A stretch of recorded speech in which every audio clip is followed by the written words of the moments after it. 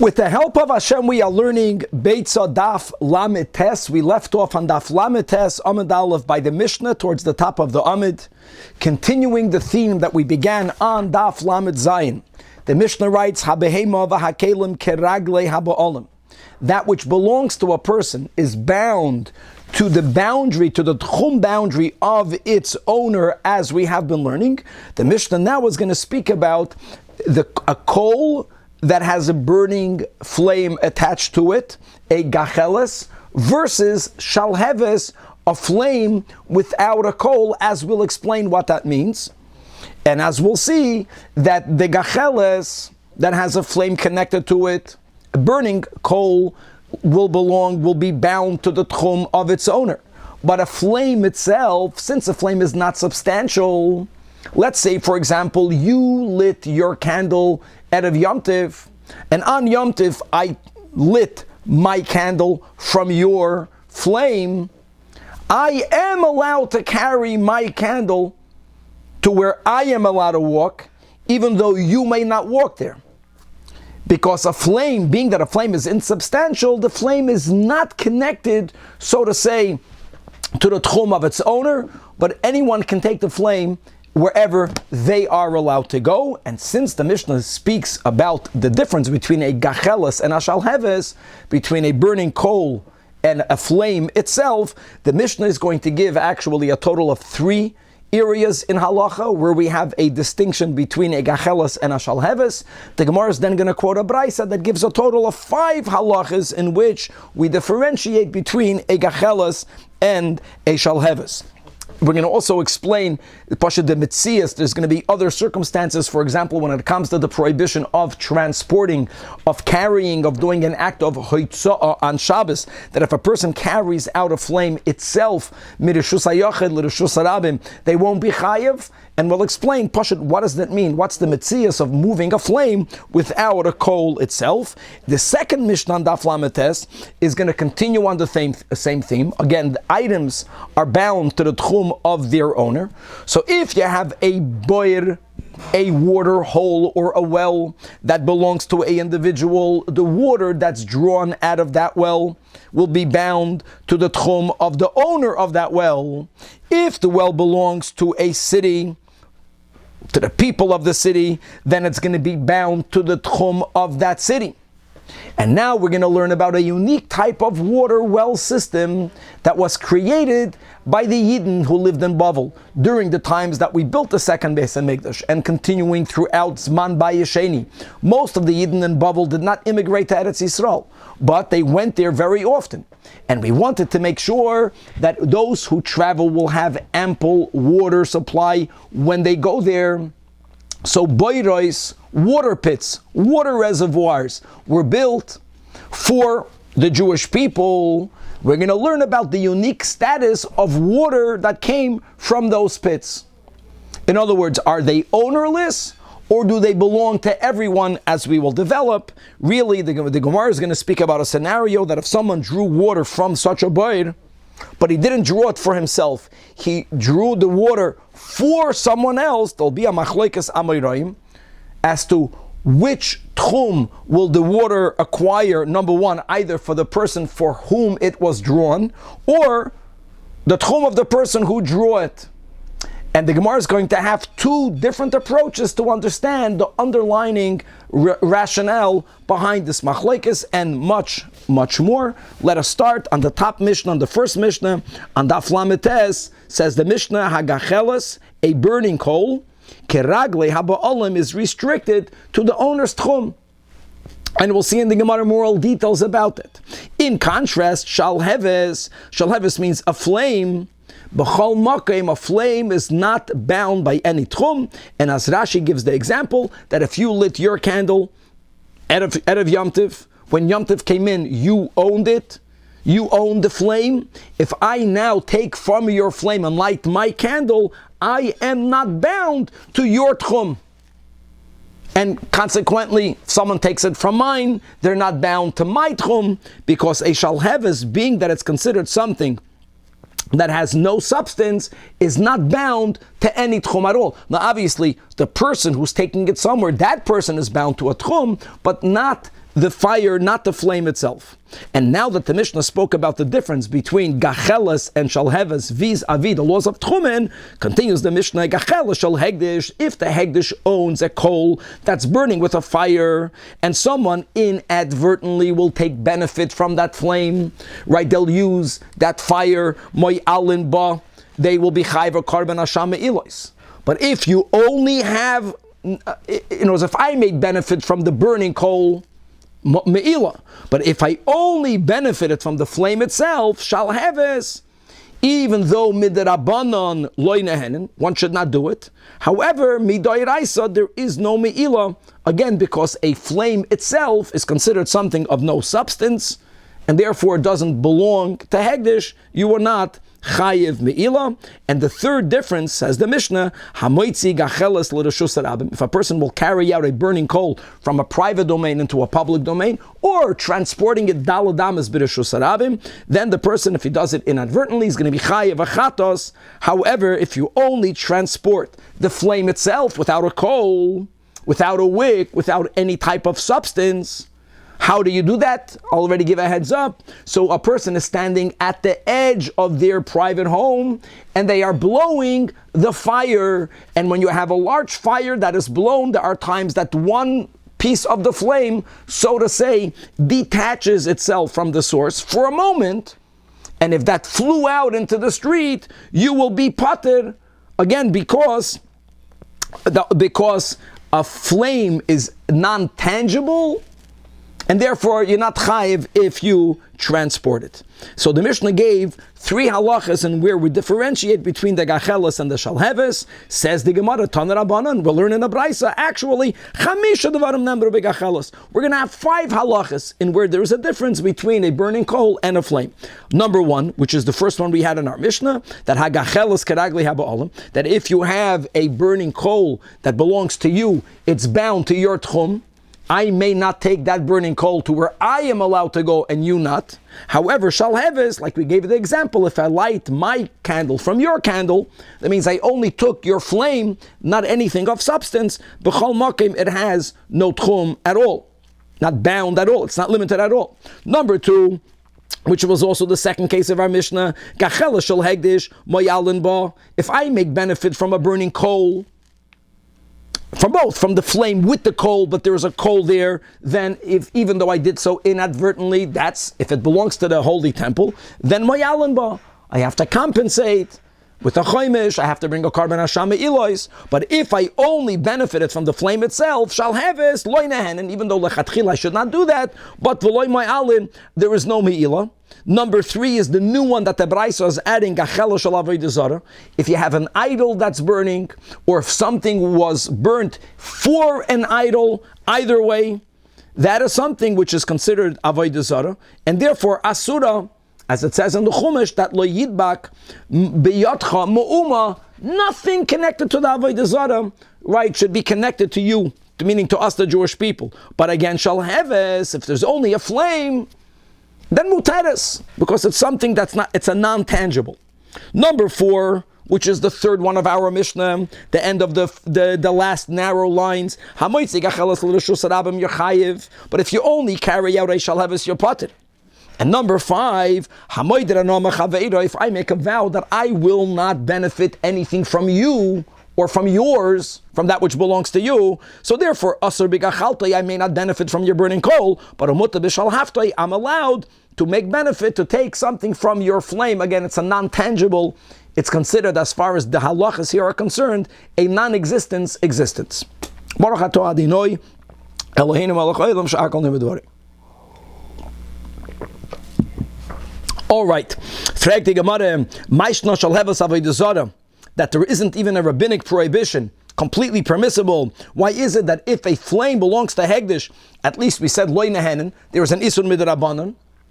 Answers the Gemara, avodah zarah, that a Jew by nature, demei isa, a person is repulsed from anything connected to idolatry.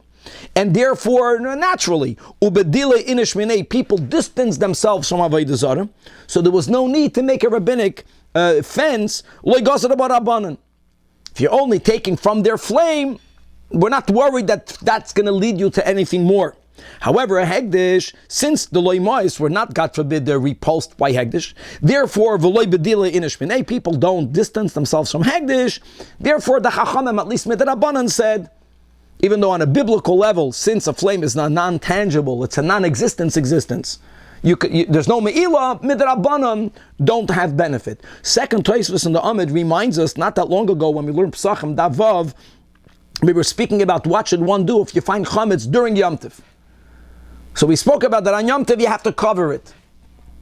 However, says the Gemara over there, that if the chametz that you found on Yom Tov belongs to Hegdish, you don't even have to cover it. Because people are badil, people distance themselves from Hegdish. Here we're saying that from Hegdish people do not distance themselves. So Tosfos says that bedila minei, distancing oneself, is relative. Yeah, Hegdish compared to your private food, people are more respectful of Hegdish. Hegdish compared lahavdol to avodah zarah is where we say, no, people don't distance themselves from Hegdish anywhere near as the way we do it from avodah zarah. Beautiful. Says the Gemara, referring back to the Mishnah, that if a person carries, if you transport a gacheles, a burning coal, to the public domain from the private domain, even though you did it, chayiv chatos. But if you only carry the shalheves, then you're potter. Frek the Gemara, whoa, v'hatanya, but we learned in a Beitzah that hamoitzi shalheves kol shehu chayiv. That if you carry out even the smallest flame, you are chayiv chatos. So Amar Rab Sheish is not the Beitzah speaking about a case shehoitzioi b'kesam, that the flame, which was very little, was connected to a splinter. That's also very little. So since the flame is connected to something of substance, even though it's just a splinter, that is considered something tangible.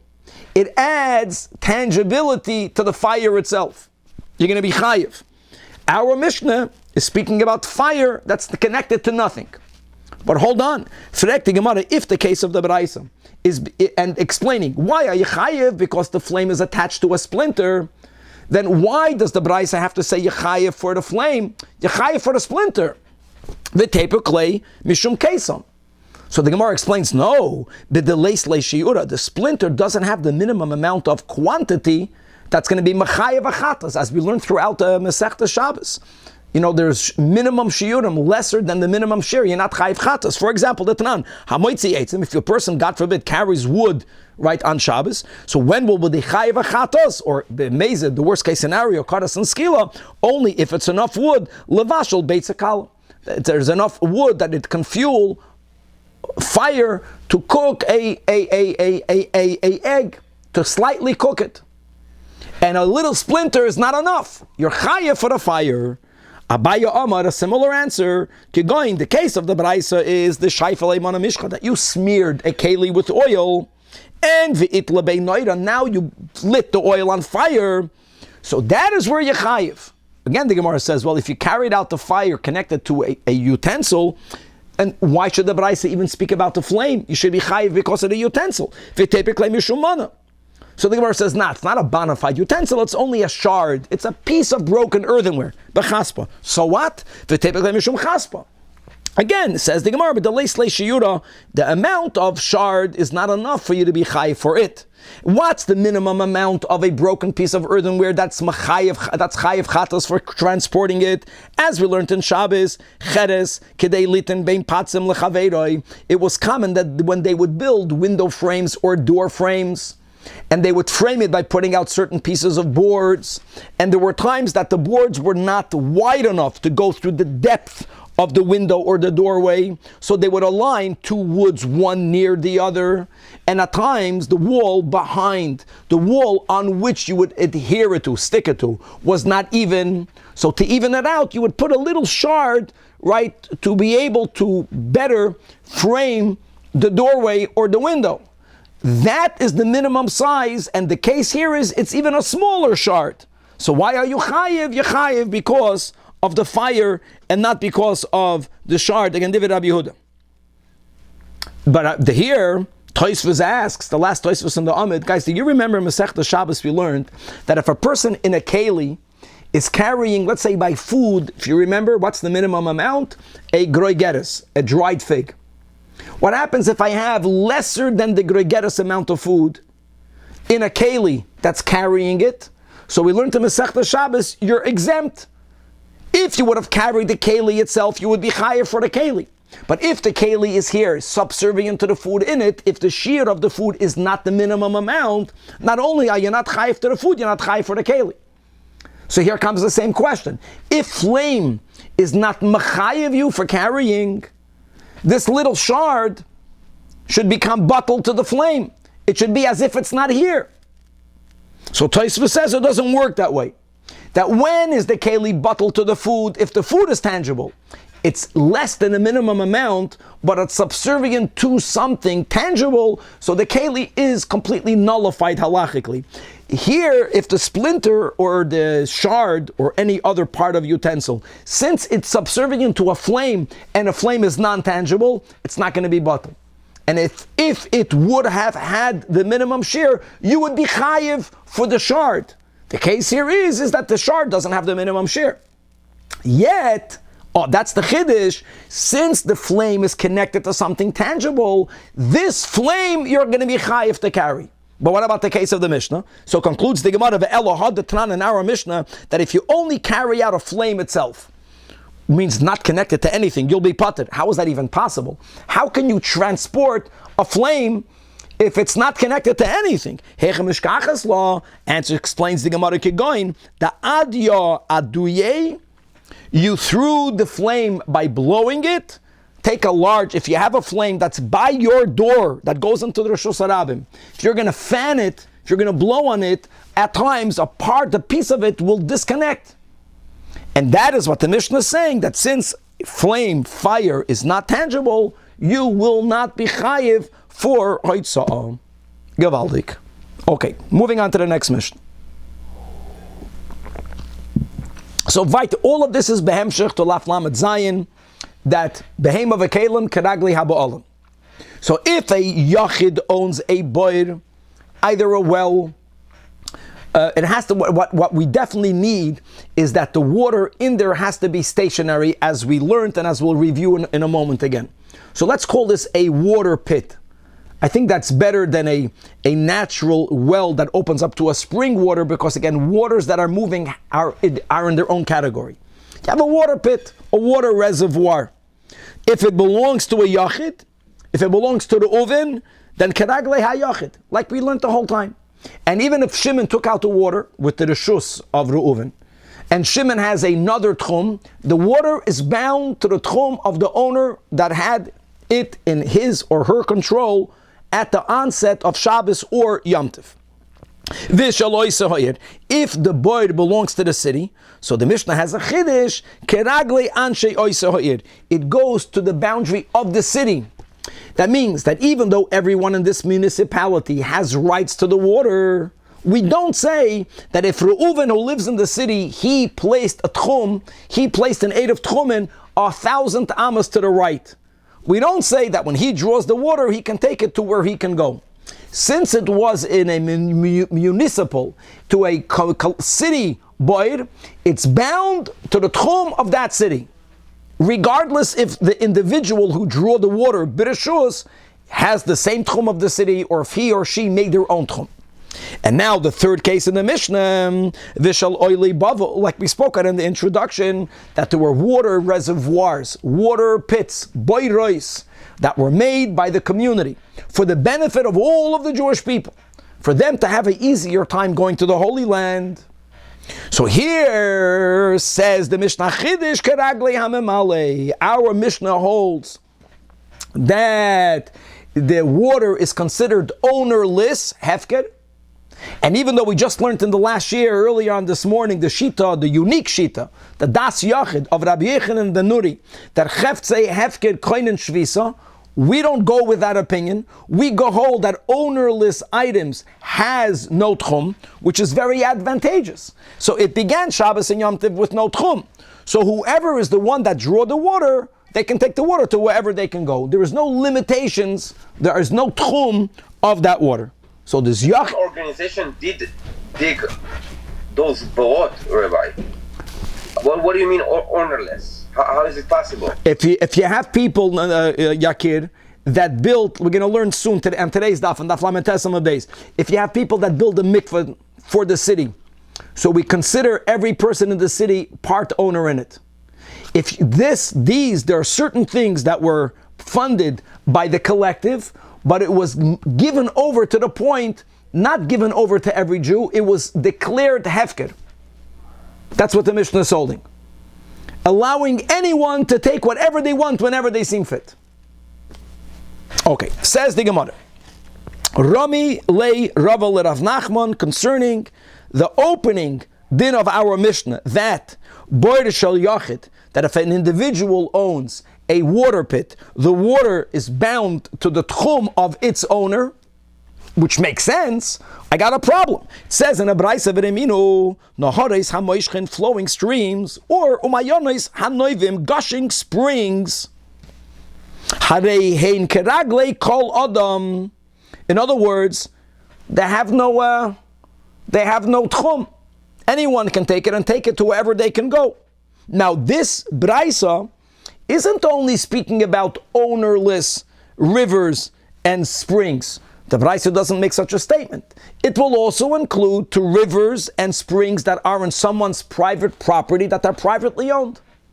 And yet the Beitzah is saying that water that's drawn on Shabbos or on Yom Tov, right? Shabbos B'chal you can't carry unless there's an Eidov, so let's speak about Yom Tov, there is no Tchum. So answers the Gemara, Amar Rabba, we have it amended in the side, and guys, we had this already, we learned this extensively in Masechta Shabbos, that Hachabamai Yaskinon b'mechunasim. Our Mishnah, boir means a boir that is a pit, and you added water to it, whether it's rained in it or whether you put water, the water is stationary, that's key. Water that is moving when Shabbos and Yom Tov comes in, the rule is, since it's naidi, since it's moving, it does not acquire a place of where it took on Shabbos, and it's beyond the laws of Tchum. How great is that? And our Mishnah is mechunasim, and indeed, that our Mishnah is only speaking about mechunasim. And you should know that you have to say that, because many times where Chazal will use the word a boir doesn't have to mean mechunasim. Actually, in my mind, a boir is always, a well, you dig and you found water.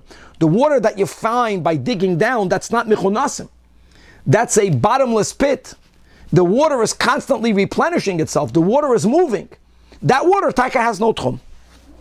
And the third type of water pit of the Mishnah, guys, we are on Daf Lamed Tes, 4 or 5 lines from the bottom by the 2 dots, the shel oile bavel, the water pits that were built by the Jews who went to the Holy Land during the beginning of the times of the Second Temple. And the highways that were made and the convenience that they made sure every Jew will have for him or her to be able to go to Israel easier, the pits belong keragle hamamale. In other words, our Mishnah holds that the water in there has the status of hefker. Our Tana holds that hefker doesn't have, it's not bound by any tchum, so which is great. So you don't have to worry about, can I take the water or can I not do? Wherever you can go, you can take the water.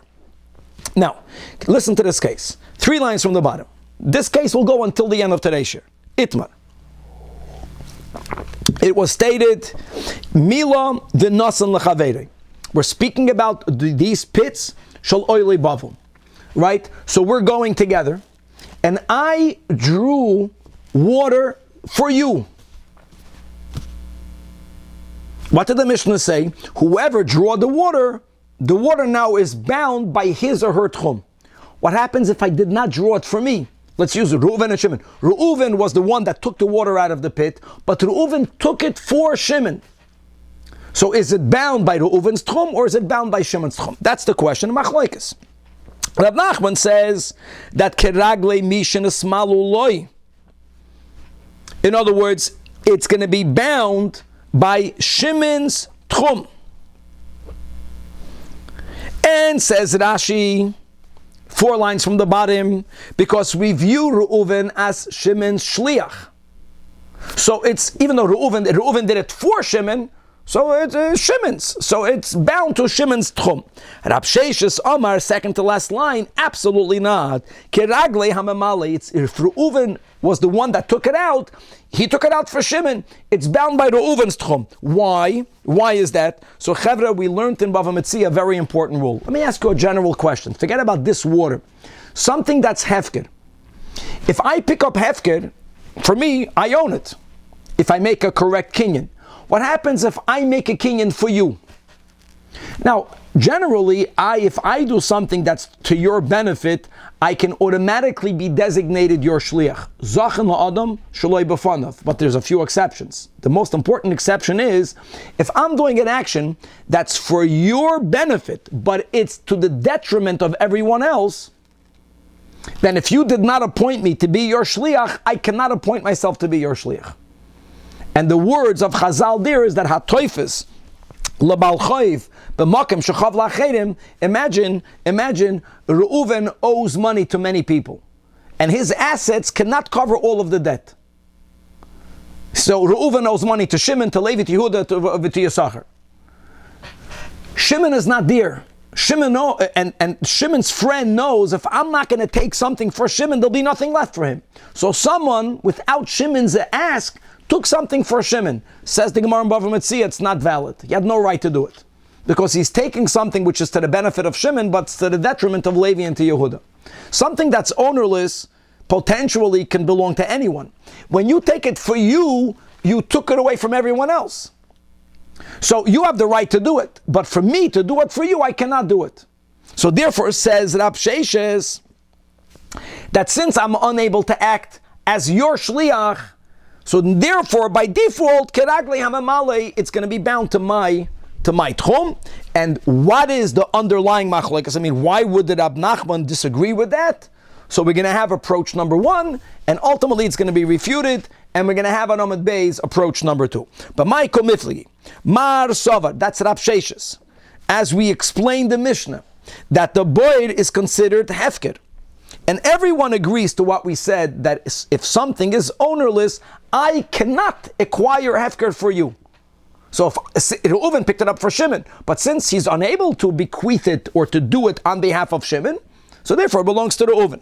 However, Umar Sava, now this will apparently not work with the Mishnah, but Rav Nachman will hold the last line in the Amid, no, that these water pits are like water pits that belong to partners.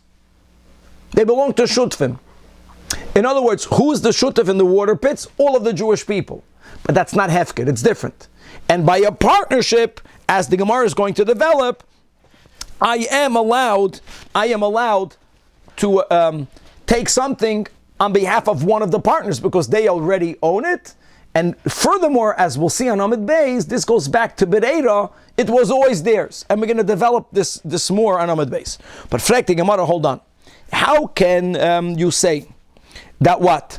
That Rav Nachman, that these water pits have a status of partnership, everyone owns it. No, it's not ownerless, but it belongs to everyone. We learn in the Mishnah, Hareini Olecha Chedem. If I say that I am a Chedem to you, I am a Chedem to you means you may not benefit anything of mine.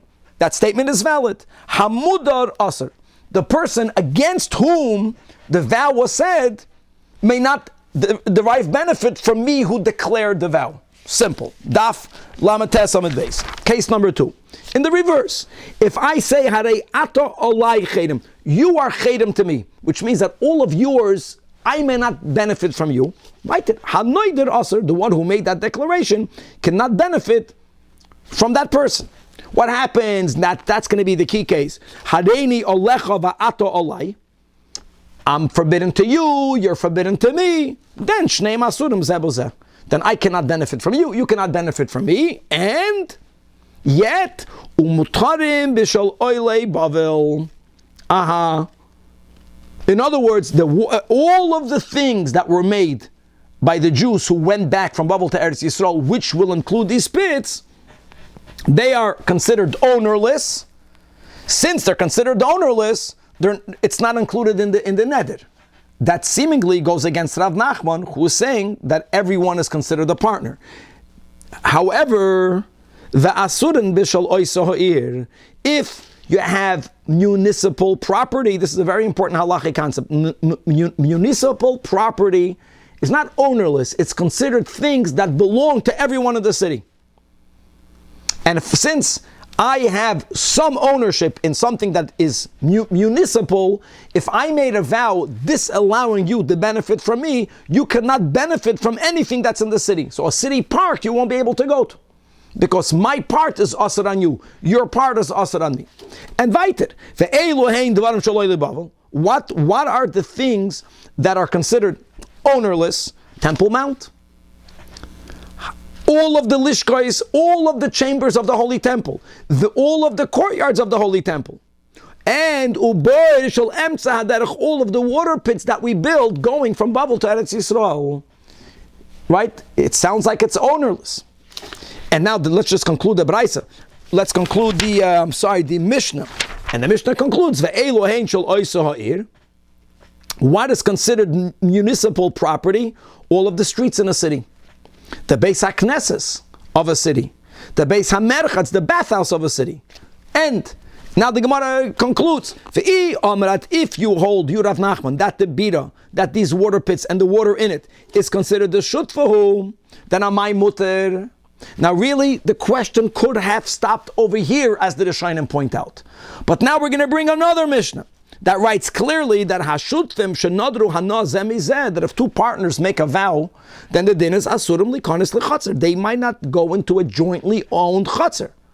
So therefore, the water pit cannot be jointly owned, the way Rav Nachman says. So the Gemara attempts to answer. Listen here. Really, if the issue would have been whether they are allowed to bathe in the water pits, it's collectively owned.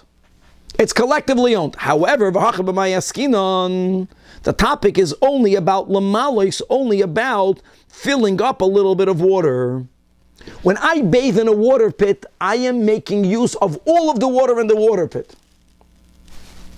When I am drawing up water from the water pit, if we're going to subscribe to Breira that we just learned about, to retroactive clarification, I can argue that the cup of water that I took always belonged to me, never belonged to you. And that's why, even though I'm a person who says, Hareini olecha va'ato olai, you are allowed to draw water from the water pit. Because I am not deriving benefit from yours, I'm simply only taking that which was mine. Bathing is taka forbidden. Because when I bathe in a body of water, it's considered that I'm using all of the water. I'm not using it and taking it away. It's staying there, but I'm benefiting it from all of it. You own part of it. I can't take a bathe in it. In other words, when it comes to only drawing a cup of water or 2 cups of water, each one can argue. That's why the Mishnah allows one to do it. Even though there was a vow, I'm taking from my own. Umar mididei kamamale, obviously. By the way, Rav Nachman will hold that Harabayis is hefker and the Lishkais are hefker. This is only explaining the nuance of taking water from these pits. The problem with that is that this answer only works if you'll accept that Rav Nachman subscribes to Bereira. We know he does not. Rav Nachman yesh Bereira? No, he does not. We have the following Mishnah. If brothers are partners, what does it mean brothers are partners?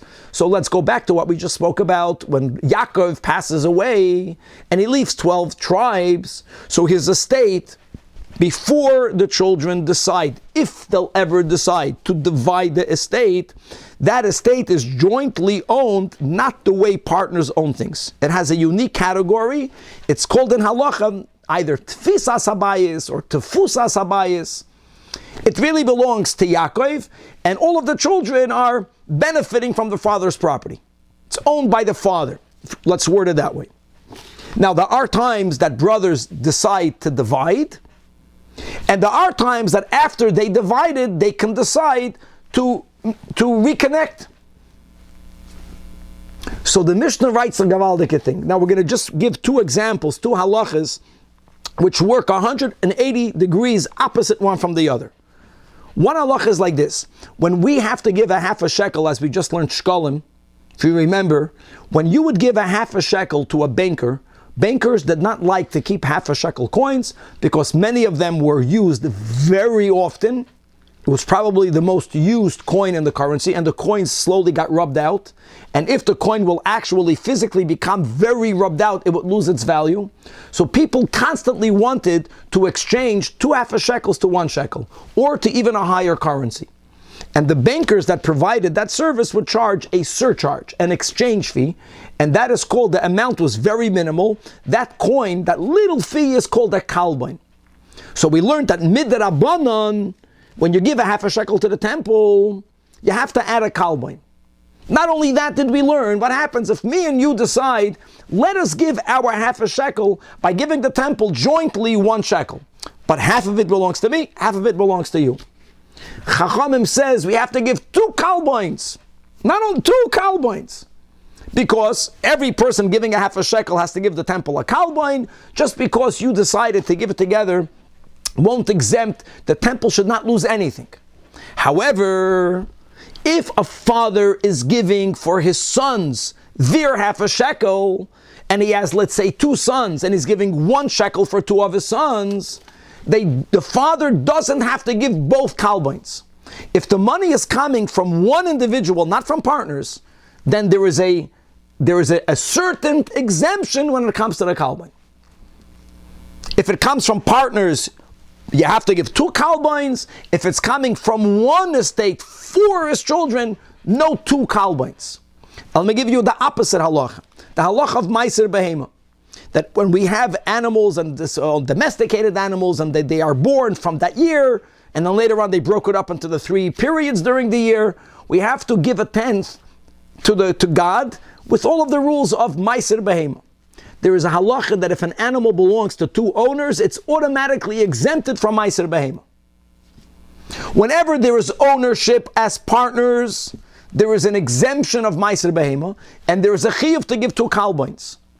Wherever something belongs to one, like the estate of Tfisa Sabayis, if the brothers Bichlal did not yet make any divisions, we view it as property that still belongs to the father, so that will be obligated in Meiser Behema. But if the Chatzi shekel will be paid from that estate in the coinage of 1 shekel for 2, then they won't have to give 2 kalbains. So let's read it inside. If we view them as partners, which means that they divided the estate and then they recombined.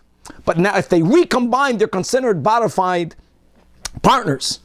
So if they're partners, then they are exempt of Meiser Behema, but they have to pay 2 kalbains.